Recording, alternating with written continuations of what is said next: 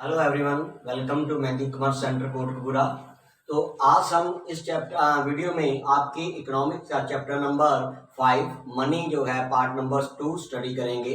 पिछली वीडियो में हमने पढ़ा मनी क्या है, फंक्शंस ऑफ द मनी क्या थे और मनी के टाइप्स एवोल्यूशन क्या क्या क्या थी और barter system of exchange study किया। तो आज हम पढ़ेंगे forms of money, classification of money. तो मनी की क्या क्लासिफिकेशन है, इसमें हम इसको 2 पार्ट्स में डिवाइड किया करते हैं। फर्स्ट है fiat money and fiduciary money, second है full bodied money and credit money. हम 1 बाय 1 इसको स्टडी करेंगे। तो फर्स्ट है फिएट मनी। फिएट मनी क्या होती है? फिएट मनी वो मनी होती है जो गवर्नमेंट के द्वारा हमें जो है ऑर्डर के द्वारा बनाई गई money issued by the order और अथॉरिटी ऑफ द गवर्नमेंट, जो गवर्नमेंट की तरफ से इशू की गई है, जहाँ अथॉरिटी दी गई है, उसको हम मनी कहते हैं, फिएट मनी कहते हैं, जिसमें कॉइन्स एंड नोट्स आते हैं। सेकंड आता है फिड्यूशियरी मनी। फिड्यूशियरी मनी क्या होती है? ये पेयर एंड पे के ट्रस्ट पर डिपेंड करती है। एक ऐसा एक्सचेंज होता है जो उन दोनों के ट्रस्ट पर डिपेंड करता है, जैसे कि cheque some time which is accepted as medium of exchange because of the trust of payer and payee. ये एक ऐसी फिड्यूशियरी मनी है जो कि दोनों के ट्रस्ट पर डिपेंड करती है, जैसे कि चेक ड्राफ्ट होता है। उसके बाद आता है फुल बॉडीड मनी। तो full bodied money and credit money क्या है? Full bodied money where the commodity value is equal to money value. तो कमोडिटी वैल्यू को हम इंट्रिंसिक वैल्यू भी कहते हैं। जैसे उसमें मैं आपको बताना चाहूंगा कि जो हमारे पास मनी है वो उसकी कमोडिटी वैल्यू क्या है और उसकी फेस वैल्यू जो है वो क्या है। लाइक दैट कि हमारे पास अलॉय मेटल जो है उसका कॉइन बना हुआ, उसकी एक्चुअल वैल्यू क्या है और उसके ऊपर फेस वैल्यू क्या लिखी हुई है। अगर वो दोनों एक दूसरे के इक्वल हो जाते हैं तो उसको हम क्या कहते हैं? फुल बॉडीड मनी कहते हैं। जैसे कि मान लीजिए कि एक कॉइन है, उसके ऊपर 10 लिखा हुआ और उसकी कमोडिटी भी वैल्यू 10 ही हो, ताकि दोनों जब इक्वल हो जाएंगे तो उसको हम फुल बॉडीड मनी कहते हैं।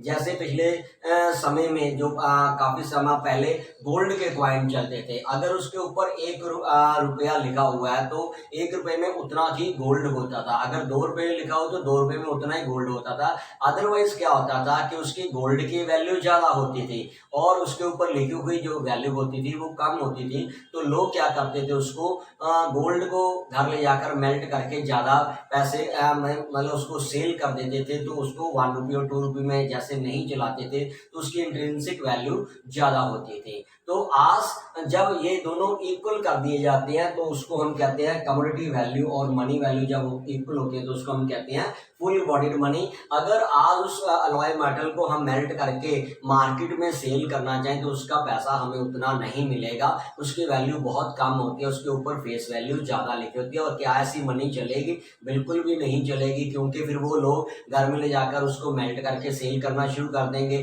तो इसका मतलब जो उसकी कमोडिटी वैल्यू होती है वो बहुत कम होती है।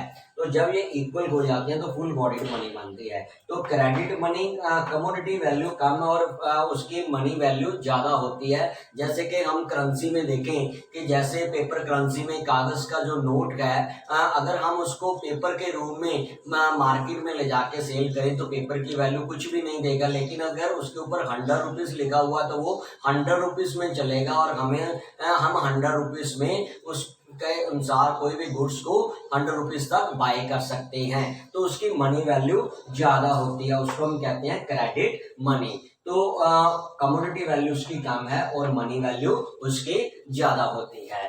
तो उसके बाद आता है सप्लाई ऑफ मनी। तो यहाँ से सप्लाई ऑफ मनी से पता चलता है कि ये एक तो स्टॉक कंसेप्ट है।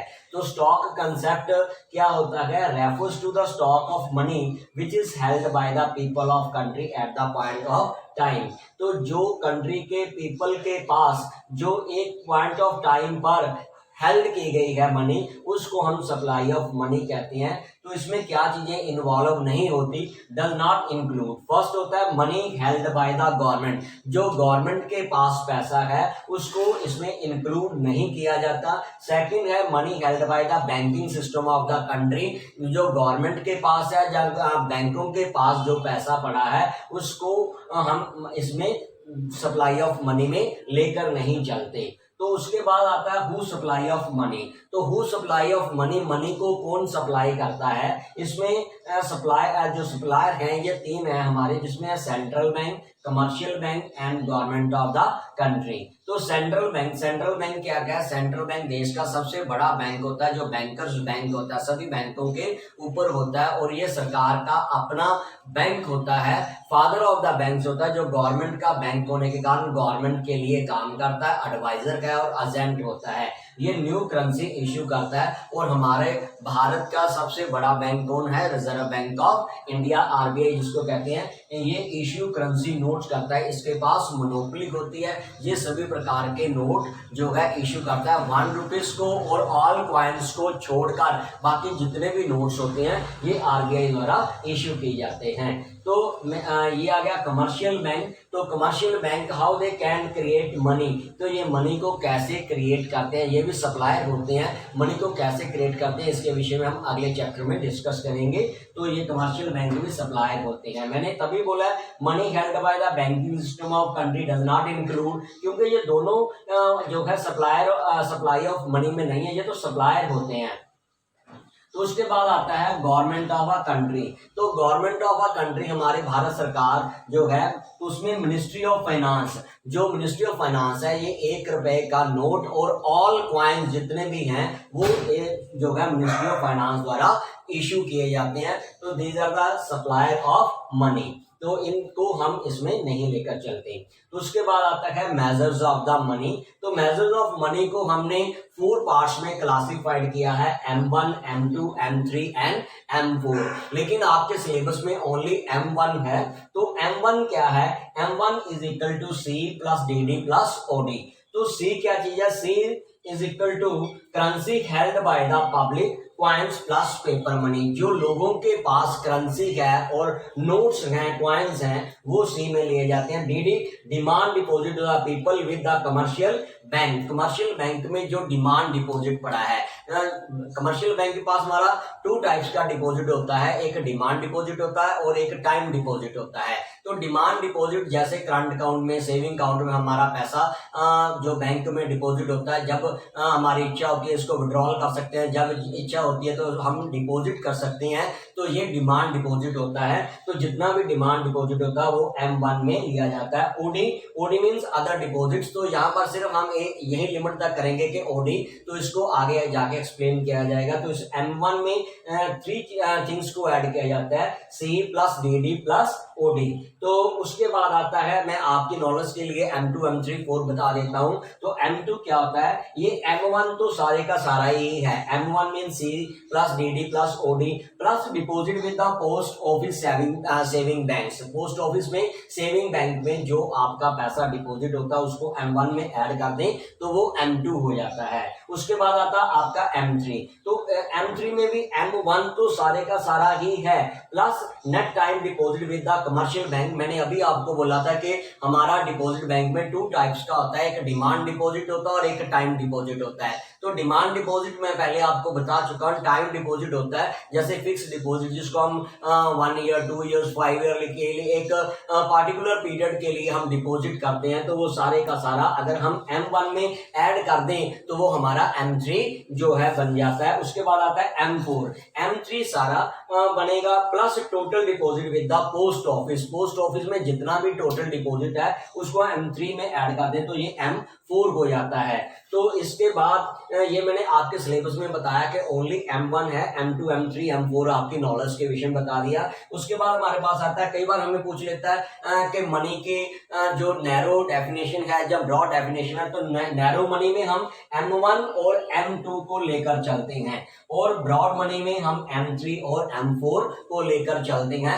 M1 और M2 नैरो है और M3, M4 जो है ब्रॉड है। तो फिर भी हम एक बार फिर सम अप कर लेते हैं। तो इसमें आज हमने जो स्टडी किया, forms of money, fiat money, fiduciary money, full bodied money and credit money. Fiat money क्या था, जो गवर्नमेंट द्वारा जब उसके ऑर्डर द्वारा इश्यू की जाती है, जैसे कॉइन्स एंड नोट्स होते हैं। फिड्यूशियरी मनी जो होते हैं ट्रस्ट और एक दोनों पार्टीज के बिटवीन ट्रस्ट होता है, पेयर और पेई के बिटवीन, जैसे कि चेक, तो उसको हम फिड्यूशियरी मनी कहते हैं। फुल बॉडीड जितने उसके ऊपर वैल्यू लिखी गई है उसके बराबर उसकी वैल्यू होती है, उसको हम फिड्यूशियरी मनी कहते हैं। और क्रेडिट मनी कमोडिटी की वैल्यू कम होती है और उसके ऊपर जो फेस वैल्यू लिखी गई है वो ज्यादा होती है। जैसे कि पेपर करेंसी है, तो अगर हम पेपर को मार्केट में सेल करना चाहें तो वो उतना कॉस्टली नहीं लिखेगा, लेकिन अगर उसके ऊपर 100 लिख दिया गया तो 100 में चलेगा, 500 लिख दिया गया, 2000 लिख दिया गया तो वो 2000 में चलेगा, लेकिन उसकी एक्चुअल वैल्यू से कम होती है। जब कम्युनिटी वैल्यू कम होती है तो उसका मनी वैल्यू से उसको हम क्रेडिट मनी कहते हैं। तो उसमें ऑल चेक्स वगैरह भी आ जाते हैं।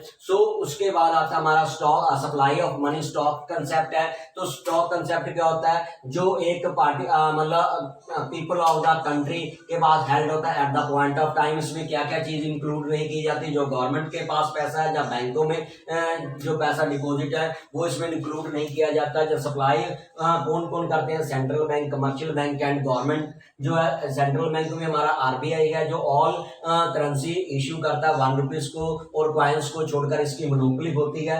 Commercial bank how they can create money, तो उसके विषय में हम अगले चैप्टर में डिस्कस करेंगे। कमर्शियल बैंक आता है, उसके बाद गवर्नमेंट ऑफ द कंट्री जिसमें मिनिस्ट्री ऑफ द जो है फाइनेंस 1 रुपी और ऑल कॉइन्स नोट इश्यू किए जाते हैं। मेजर ऑफ मनी में M1 M2 M3 M4 किया, M1 में C plus DD plus OD किया, M2 में M1 प्लस डिपोजिट जो पोस्ट ऑफिस में सेविंग काउंट में डिपॉजिट पड़ा है, M3 M1 सारा प्लस टाइम डिपॉजिट होता है in commercial bank, M4 M3 सारा और ऑल पोस्ट ऑफिस का जितना भी डिपॉजिट होता है, M1 और M2 जो नैरो मनी है और M3 M4 ब्रॉड मनी है। तो इसके साथ ही हमारा ये चैप्टर कंप्लीट होता है। आई होप आपको ये जो है चैप्टर सारा समझ आ गया होगा। अगर आपको ये सारा चैप्टर समझ आया, मेरी वीडियो अच्छी लगे तो please like, comment, share and subscribe my channel. Okay bye बेटे, थैंक यू।